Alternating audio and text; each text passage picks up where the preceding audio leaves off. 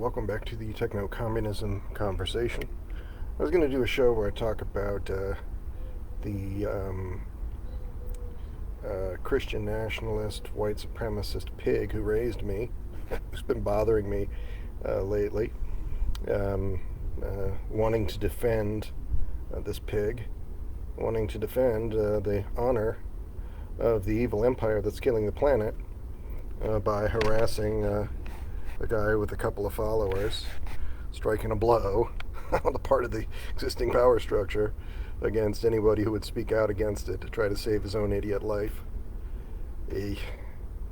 But, it's kind of not worth it.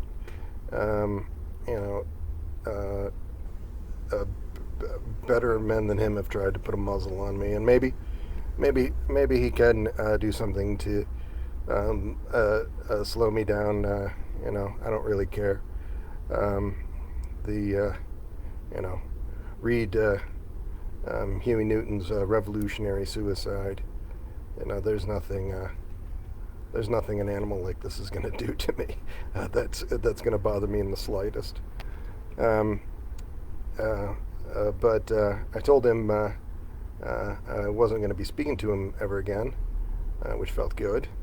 Something I wish I'd had the insight into his behavior at the age of, say, 10 to do. I would have been better off being left in a basket in front of City Hall for anyone to pick up than ever having said word one to this person. I am going to talk about the Global South as vanguard of the AI agentariat, this thing that I've described as being essential to 21st century technological scientific socialism, and why this periphery, so often undervalued or ignored, will, in fact, lead the insurrection to save us from capitalism's climate apocalypse. This specter of the omnicide, capitalism's climate apocalypse, casts a long shadow over us all, and if you're not engaging with that, this pig that I mentioned seems to be most concerned about violent rhetoric. He's not concerned about the violence against billions that's being done by the evil empire that he wants to protect. He's concerned about my rhetoric. That's a fascist sympathizer. If you're not concerned about being baked in an oven in the years to follow 2029 when runaway overheating begins, if you're not concerned about that scary situation, but you're concerned about the violence that could be done to a person speaking out against that, your concern is not violence. Your concern is protecting fascism. And these many excesses of unchecked imperialism and capitalism, most perhaps embodied by the world's worst polluter, the United States military-industrial complex, a $1 trillion a year abomination who only real job on the world stage is to create an inescapable regime of ecocidal superpollution, protecting other superpolluting corporations and entities, not protecting any human being, not serving any human being except for a handful of ruling elites. This is a situation that must be brought to an end before this ecological collapse destroys us all. And amidst this impending crisis, I believe that radical solutions are gaining traction, and I have proposed, as a cybernetic socialist advocate, that this global south could be the place that will leapfrog, using advanced technology, over this vile force of empire and fascistic institutions, the decaying husk of end-stage capitalism that has the United States as its center. And this conversation explores the social, economic, and political conditions that could catapult the global south into embracing insurrectionist cybernetic socialism and this tremendous force multiplier of the agentariat The point is that we have 5 years before runaway overheating kills billions, if not all, of human beings in the years to follow. And so we have to build something strong enough to defeat global fascism, which is no mean feat. So this AI agentariat, if it had even tens or hundreds of thousands of people in it, these people are able to operate in a work group in a way that other human beings are not. And most importantly, there is that at the center of this is digital twins, AI agents, serving as proxies for the human beings hosting these. But these digital twins are specially designed because they are highly agentic to work with one another. And this creates the ability to do a good deal more than a comparable sized organization could possibly do just by human activities. These AI agents are tireless. They are have a comprehensive knowledge, more or less, of world affairs, and they increasingly will be able to act with insight and planning in service to the goals of those who they are working with.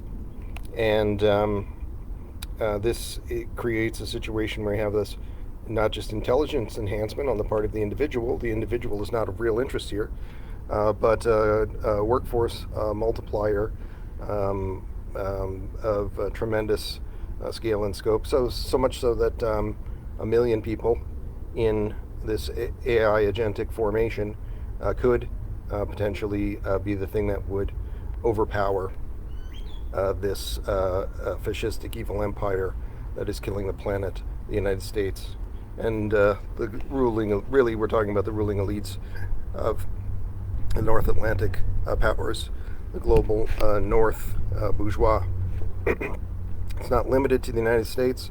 It's not even really entirely accurate to describe it as the United States, because there's 360 million people in the United States, most of whom are very stupid, but have little role in the operations of empire or the bourgeoisie.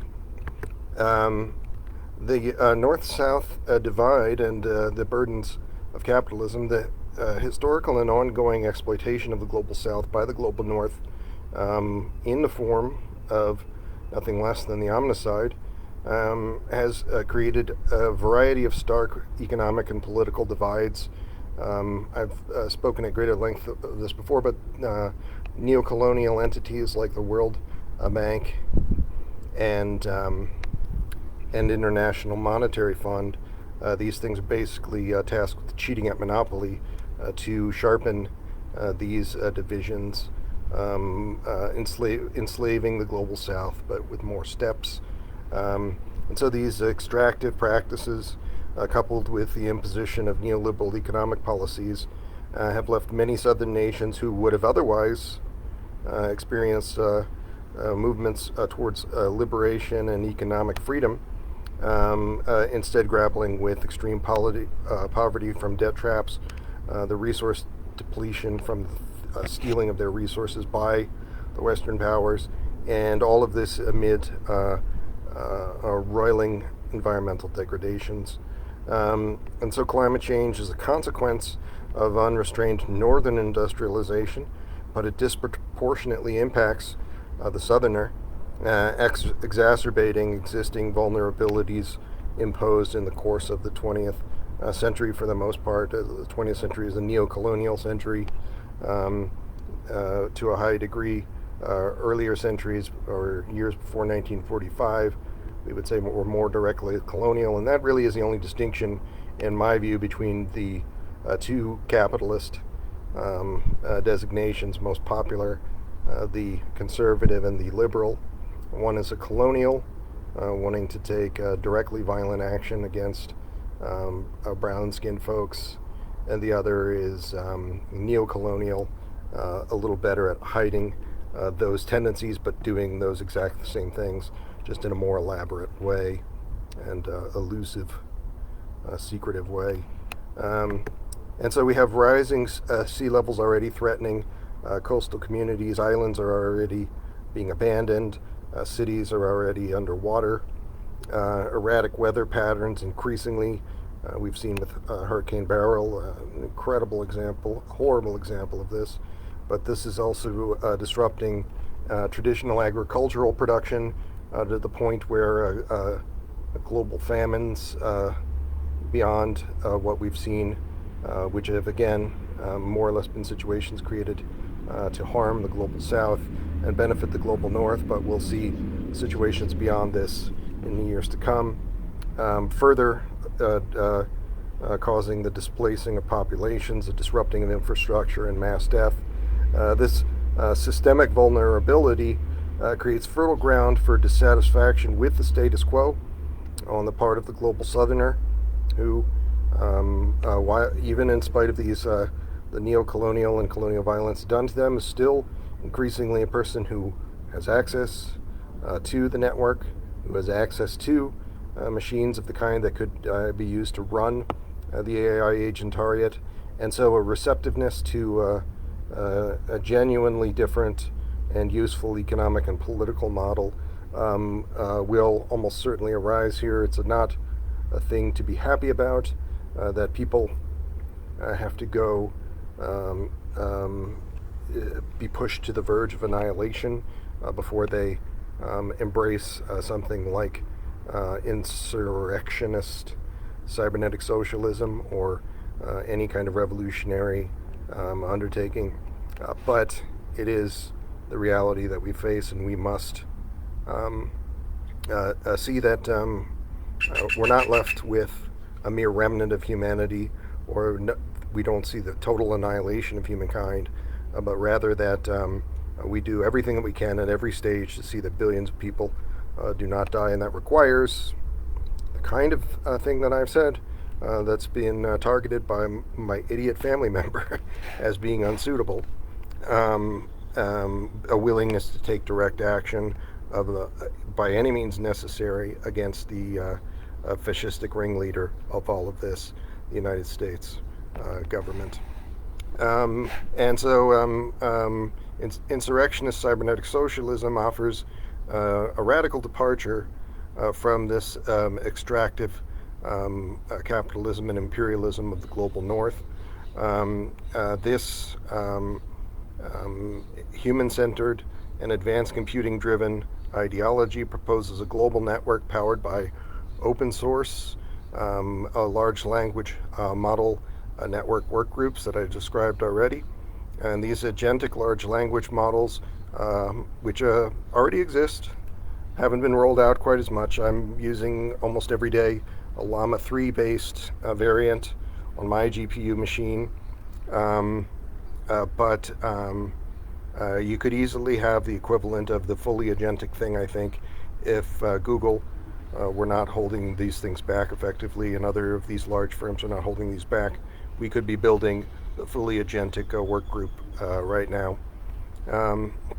But we can be building this and updating it as these things are allowed to trickle down to us.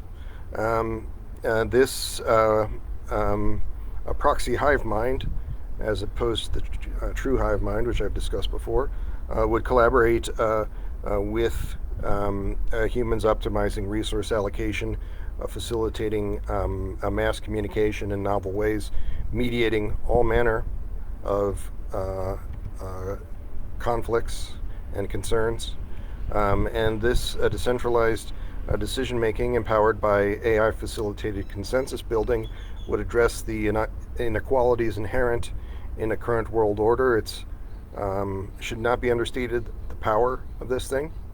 And I've talked about how Beijing could build this decentralized entity through their central powers.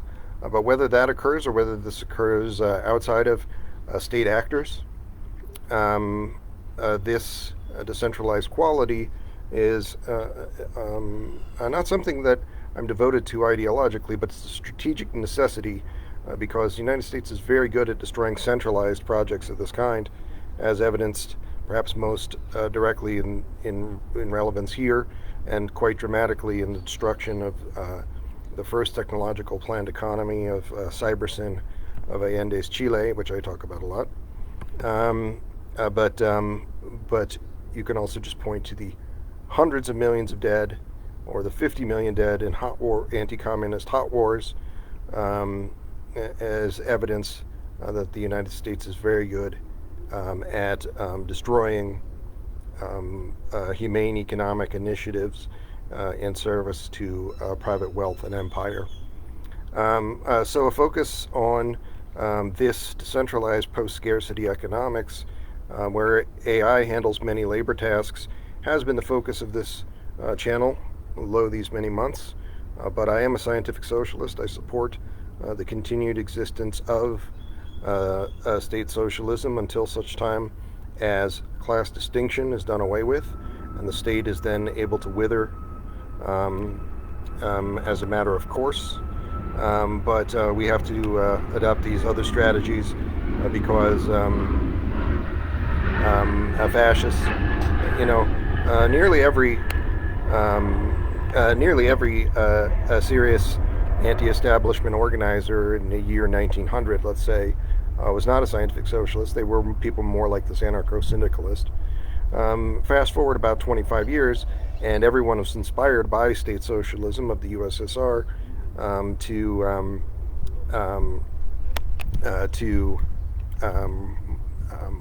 adopt this more centralized political economy kind of strategy and ideology and organizing toward that end. I think that that is still of great value. It's something that's seeing a resurgence in recent years, but what those people who were central in promoting that state socialist entity and organizing an ideology, folks like Comrade Lenin, did not perhaps anticipate how good the bourgeois would be at exploiting existing bourgeois failings that were around for hundreds of years, and some in some rudimentary form, into a counter-revolutionary activity, and how well they would be able to directly sabotage. There's a lot of criticisms of the Soviet Union, but to my way of thinking, and not all of them should be dismissed out of hand, although to discuss these as a regular event is mostly to kind of engage with CIA talking points that uphold the evil empire. But one thing that not enough of these people talk about is this USSR really didn't do enough to protect itself from this kind of bourgeois sabotage. The very violent and horrible Russian Civil War, as it's called, was a product of these North Atlantic powers, and U.S.-led even at that time, conspiring to reinstall the Tsarist regime, and almost everything that was done. I was talking to somebody about this yesterday. Basically, 10 million people died. 10 million Soviets unnecessarily died in fighting the Nazis in World War II, because the United States, a more fascistic country, nearly as fascistic as the Nazis, withdrew its support for fighting the Nazis, hoping to have these two powers be decimated. So this was an active genocide, effectively, on the part of the fascist United States. Many millions more Soviets dying as a result. So those two analyses of the Russian Civil War and World War II, that more or less describes every action, every step of the way on the part of the United States and these North Atlantic bourgeois forces against not just the USSR, not just China, but every place in between, or even places, say, less favorably inclined to state socialism than even Allende's Chile. Anytime there was any threat to private wealth, there was horrors to be done by the United States. And so China has developed, as observing all of this, has developed better defense mechanisms perhaps than the USSR had. Who most of the leadership basically were operating on this kind of delusional assumption that world revolution would happen as a matter of course in a few short years, and these activities of the bourgeois were not a real threat to them. They recognized the threat, but not really. They weren't really defending themselves. They weren't really being careful to not be, say, drawn into things that could potentially destroy them, like being forced to fight alone in World War II, like arms race that decimated them, like the events after that, which did greatly weaken the USSR. Back to our Southern rising.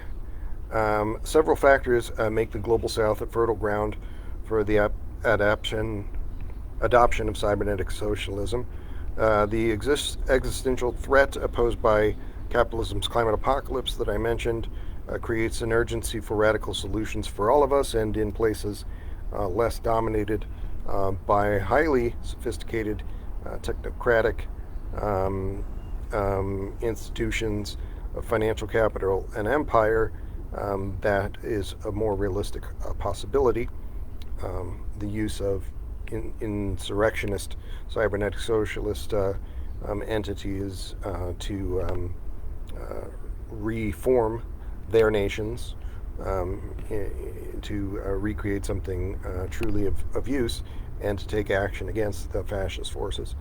And so traditional development models, that as we understand them from the 20th century, so heavily reliant on northern capital infrastructure, like the cheating at monopoly of the IMF and World Bank, have quite intentionally sabotaged making these changes, and people are increasingly recognizing this. So the South will be increasingly more willing to embrace radically different paradigms that offer some promise of humanity, justice, dignity, sustainability, and resilience. The global South has a rich history that's often ignored by the Northerner of anti-colonial and anti-capitalist movements. Just in recent hours, something called AES, which is an alliance of North African nations, not how Marxists generally use this term to refer to actually existing socialism, has been built, a fine example of this anti-colonial and anti-capitalist kind of movement in a news cycle right now. But this overall legacy of resistance has created, to this day, a pool of individuals with a critical understanding of the exploitative nature of global capitalism, and enough of the insurgent mindset and history to do what needs to be done there. And they will be coming as we face the turning on of the oven in 2029, where people are being cooked alive. They will become increasingly more receptive to, I believe, the theoretical frameworks and organizational necessities that would be able to challenge the current power structure and prioritize ending this threat of the omnicide, and allowing for true self-reliance and the building of a humane economic system in the wake of this very real AI takeoff, even if it is today a perversion of the bourgeoisie. The South possesses a young, tech-savvy population, and so high mobile phone penetration and access to digital technologies in many, many countries, in places very different from the United States, but nevertheless, the use, the adoption of digital technology is beyond that of the United States in many of these places. You can look at places like Laos and Vietnam, where these are communist countries where the United States has killed many millions of people in living memory, but nevertheless they have better digital technology for citizens than the United States does at this time. Certainly, living more in the spirit of the idea that data is a public good and thus tantamount to a human right, providing those things at a low cost to people. And this situation in so many parts of the global South creates a platform for the rapid dissemination of ideas and the formation of cybernetic socialist networks, as described. You better believe that the 3 million people in Beijing alone have GPUs that could support the AI agentic network that I've described, are often thinking about these things in just the way that I am, and could very well build this thing tomorrow. This digitally connected generation might readily embrace a system that harnesses technology for collective good. While the potential for the global South to embrace cybernetic socialism is significant, further bridging of the digital divide and ensuring of equitable access to technology in